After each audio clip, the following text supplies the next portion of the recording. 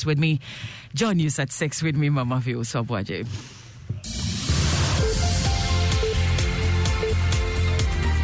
Our hospitals have become full, and we have had to reactivate our isolation center. Our average daily rates of infection now stand at 700 compared to 200 2 weeks ago.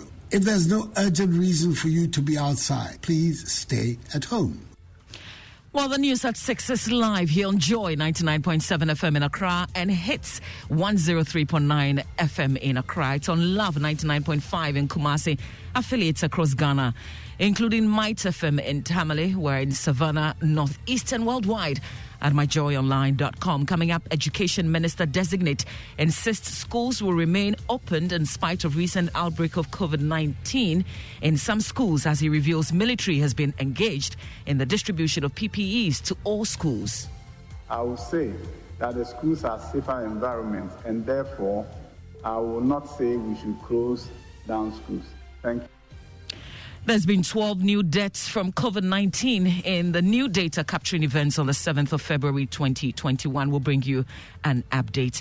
Also, Defense Minister-designate Dominic Nitiwo endorses recall of military from mining areas following criticism their inclusion in the anti-Galamsey fight has not yielded results. I am not in favor of keeping the military in the forest for a very long time to fight Galamsey activity. Plus, Foreign Affairs Minister-designate says government needs more money to house its embassies and consulates abroad as she waits into the controversial Oslo housing saga. And in business, civil society organizations against Ijapa deal describe withdrawal of Data Bank as transaction advisors preemptive and calculated to cure issue of conflict of interest by the finance minister. More later on the Joy Business Report. And former Kumbongo MP Ras Mubarak solicits support for the election of youthful Ghanaians as he joins contests to select members of Council of State today. If I were to be given the opportunity, it would even be exciting for the country. Imagine the number of young people in the country who are looking for operation. Well, thanks for making time to be with us. We are your home of independent, fearless, and credible journalism. Details shortly. Education Minister-designate Dr. Yaw Osei Adutwum is insisting schools will remain open in spite of the surge of COVID-19 cases recorded in some schools. The nominee observed that the military had been engaged to ensure the distribution of PPEs to all schools, arguing that the schools are currently the safest place for students. Shortly, we'll hear him make a strong case for schools to remain open. But first, an update on the country's COVID-19 situation. The death toll from the infection so far is now 494. There were 55 new cases for events on the 7th of February 2021, bringing the number of active cases to 6,948. There are 113 severe cases and 29 persons in critical condition. The situation is biting hard in the Ashanti region, where some health service providers say they've had to turn their offices into wards as they battle for space to serve patients. In the midst of an upsurge of COVID-19 cases, they are calling on the government to help complete stalled hospital projects. Works on about 6 of such facilities in the Ashanti region are progressing at snail pace. Medical Superintendent at the Sontreso Government Hospital, Dr. Ejako Poku, says the health facilities need to be brought on stream to soak the pressure. He spoke on Love FM.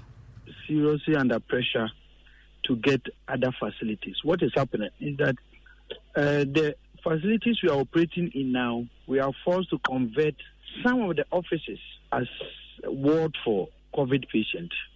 And the way things are moving, if it continues like that, then the main wards, we may stop taking care of the other cases and convert some of them to COVID wards.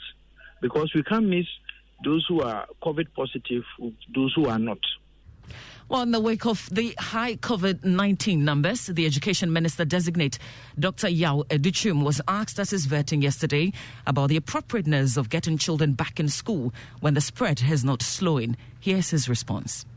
Was that to the extent that we can ensure that the schools are clean and PPEs are supplied and we are following all the protocols, to the extent that the schools can be a safer environment than the home or the community, then I will say schools should remain open.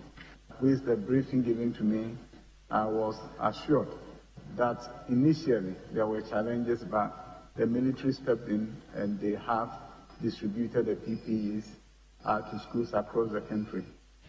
Well, on the issue of why he voted against the motion requesting President Akufo-Addo to absorb fees for tertiary students, he argued that the removal of the guarantor system would address the issue. I'll tell you, one way is removing the barrier of the guarantor system so that students who do not have people to guarantee for them will have access to student loans. The reason why invariably some students are not even accessing the loan is the fact that they don't have people to guarantee for them. Also, we need to streamline the very procedures through which students secure loans. I personally feel strongly that it should begin at the time that you are applying to the universities. Meanwhile, Minister-designate for Finance, Ken Ofori-Atta, Minister-designate for Attorney General and Ministry of Justice, Godfred Yeboah-Damieh, and nominee for the Ministry of Parliamentary Affairs and the leader of the majority group in Parliament, Osei Adutwum, was scheduled to appear before the committee today at 10 a.m. Stay with us as we bring you live coverage of today's proceedings. Now, also before the appointment committee for Verton yesterday was Defence Minister-designate Dominic Nitiwu, and he's endorsed the recall of military personnel from the country's mining areas. It follows criticism their inclusion in the anti-Galamsey fight has not yielded results. There's more in the following report focusing on the vetting of the nominees for Defence and Foreign Affairs. Defence Minister-designate Dominic Nitiwu during the vetting indicated that he disagreed with the suggestion that the best approach to win the fight against illegal mining was to keep the military in the forest. So if there's a need to do a surgical operation, the military will do a surgical operation and come on. But I am not in favor of keeping the military in the forest for a very long time to fight Galamsey activities. I think that's not the best way to go. And I think that Mr. Nitiwu also disclosed the probe has been launched into a Joy News' report highlighting how the military protected a mining firm which was degrading the environment in the Manto Forest Reserve. Well, the Defence Minister-designate has assured those involved would be punished if found culpable. He, however, dismissed claims by the NDC that the Ghana Armed Forces is in practice of the recruitment of personnel under dubious circumstances. as we sit today, the armed forces have not been able to absorb all of them because of lack of training space. And so I think that that assertion is not true at all. The armed forces hasn't recruited anybody outside this field.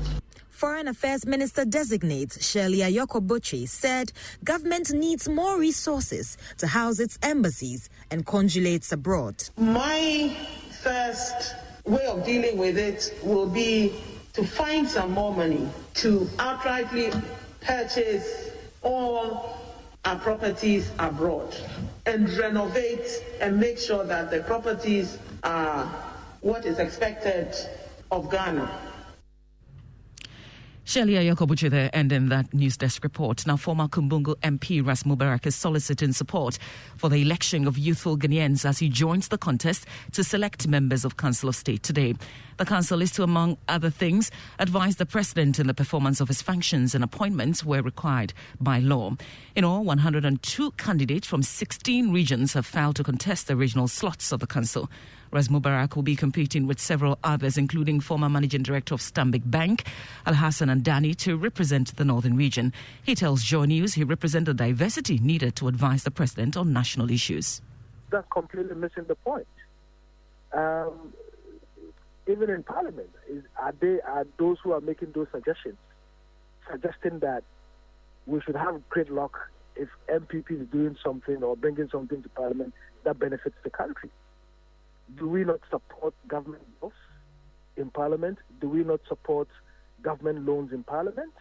Do we not, make inputs in making bills that government brings to Parliament better?